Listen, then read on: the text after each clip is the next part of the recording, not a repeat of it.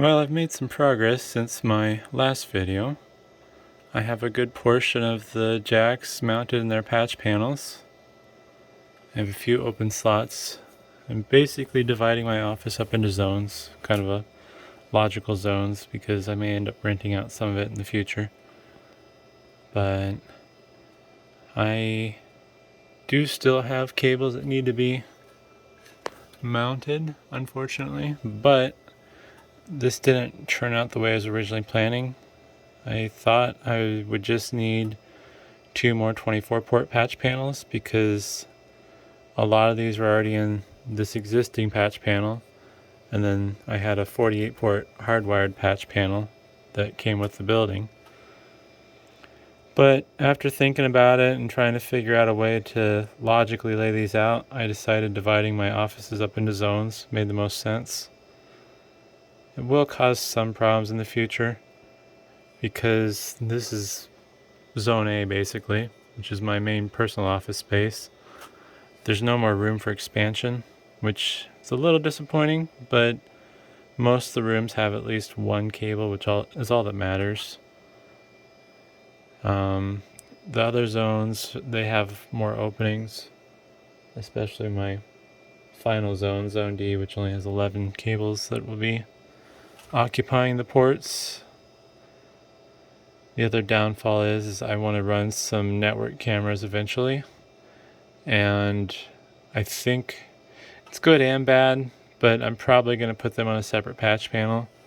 I got wall space, so maybe I'll put a patch panel right here and run all the cables to this. This one didn't turn out the cleanest. I'm not too happy about this. A lot of this mess here is because of the fact that there's not a lot of space behind the patch panel rack that I have. Also the fact that the cables all came out at different lengths. The first bundle I probably did the worst job on, and then kind of as I progressed I figured out how to get their lengths similar, because some of them, this is the third bundle I did, some of them, what I did was I got them close, and then the ones that were outliers that were a little longer than the others, I individually rolled them up on top of the bundle.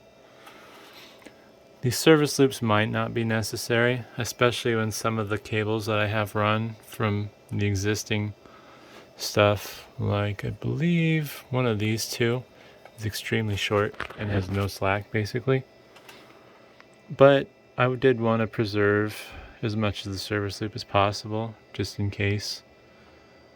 I don't know what the future holds. Maybe I'll decide I want to break out my office into another patch panel so I can keep the same scheme going.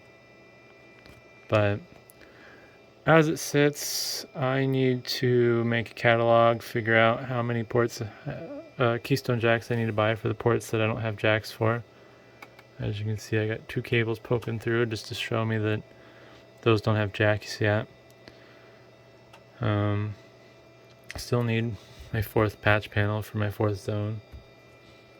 Here's a little bit of a shadow, but a little bit of a breakout. Basically, I kind of divided these in ways that made the most sense, and then tried to lay them out so they would go into a clockwise pattern by the rooms.